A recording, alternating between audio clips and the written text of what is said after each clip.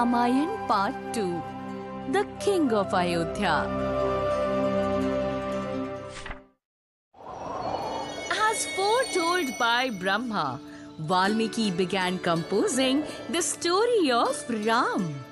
It was a beautiful poem, narrating many dramatic events and containing shades of every emotion. As he completed this grand work, Valmiki began to wonder, who would be skilled enough to recite this wonderful story and take it to the world?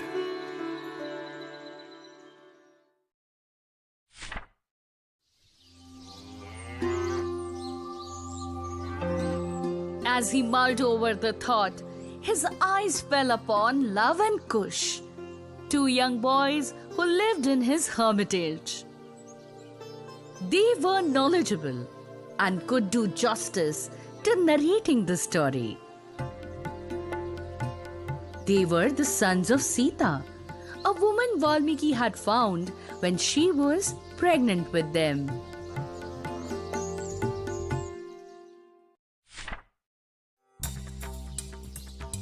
Valmiki began teaching them the Ramayana, and the two boys memorized every word of the epic poem.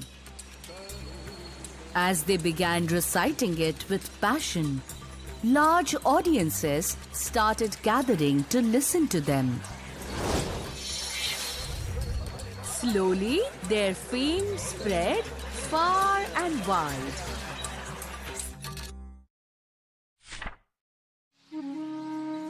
One day, as they recited the tale while they were traveling, Ram himself happened to see them.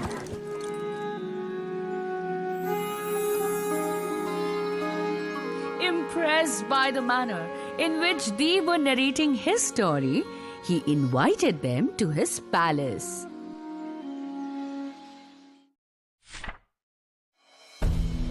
Look at these boys, as radiant as the gods. They are sages, but look like kings. Sing for us. And so, in the Sabha of Ram, Love and Kush began narrating the Ramayana.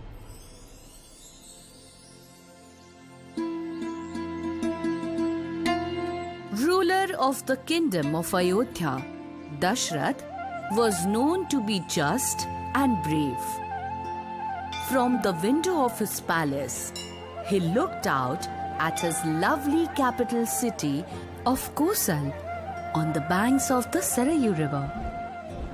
His kingdom was prosperous and his subjects were contented.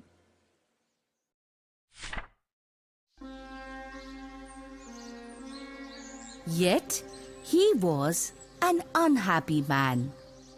Will the famed Ikshwaku dynasty of my noble ancestors end with me? He lamented. Perhaps, if I perform a sacrifice to appease the gods, they might grant me what I want. He thought. He called for Sumantra, his trusted advisor and charioteer. Summon the priests and my seniors, for I intend to perform an Ashwamedh Yagna to please the gods. Why not ask Rishi Rishyashring to perform the sacrifice? A long time ago, when the kingdom of Ang was going through a severe drought, it was only Rishi Rishyashring who could appease the gods and bring rain to end the drought.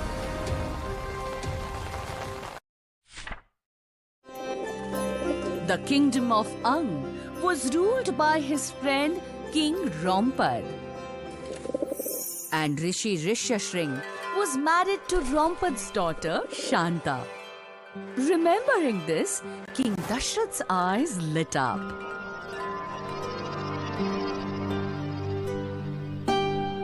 Surely, Rompad will convince his son-in-law to come to Ayodhya to help me perform the sacrifice. I shall set off for Ang immediately.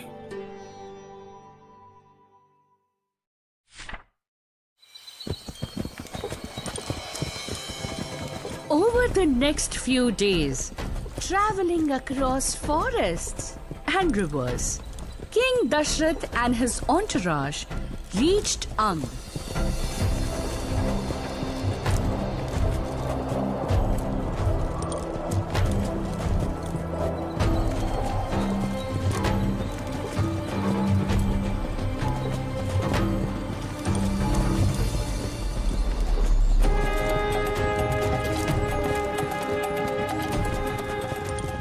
Where he was received with great affection.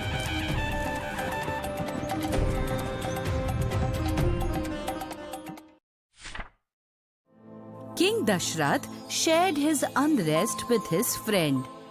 My mind is not at peace. I don't have a son to rule the kingdom after me. I wish to perform a sacrifice according to the scriptures.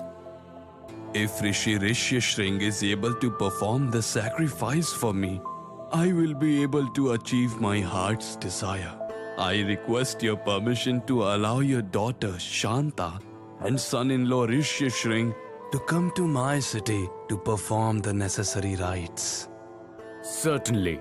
Rompad gave his permission instantly.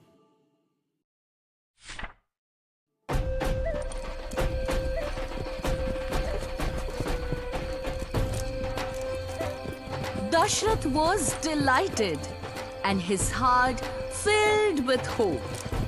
When he returned to Kosal with Shanta and Rishyashring, the people of Ayodhya welcomed them by beating drums and blowing on conches.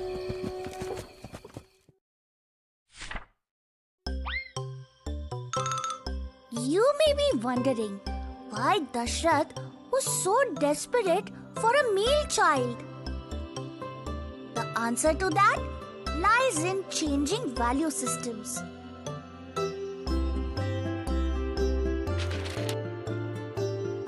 In earlier times, most often, only sons were considered as heirs, and only sons had rights over ancestral property and hereditary titles. That is not so today, as now we recognize and value gender equality. As you read on, you may find other instances in the story that may appear to clash with values we hold today. Most often, that is due to how values have changed with changing times.